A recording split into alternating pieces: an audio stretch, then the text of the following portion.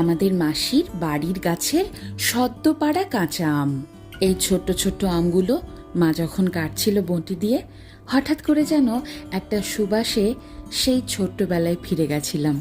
আমার মামা বাড়ির গ্রাম্য পরিবেশে আমার ছেলেবেলার অনেক মধুর স্মৃতি। গাছ থেকে রীতিমতো চুরি করে কাঁচা আম পেড়ে খাওয়া, আর সেই আমগুলো দিয়ে একটা যেন আলাদা গন্ধ। সেই গন্ধটা আজ বহু দিন বাদে ফিরে পেলাম।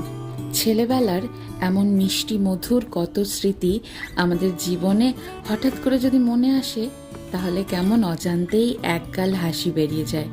কমেন্টে তোমরাও জানিও তোমাদের ছোট্টবেলার এমন মিষ্টি মধুর কোনো স্মৃতি। আম মাখা রেডি, এবার মাসি খেয়ে বলুক কেমন।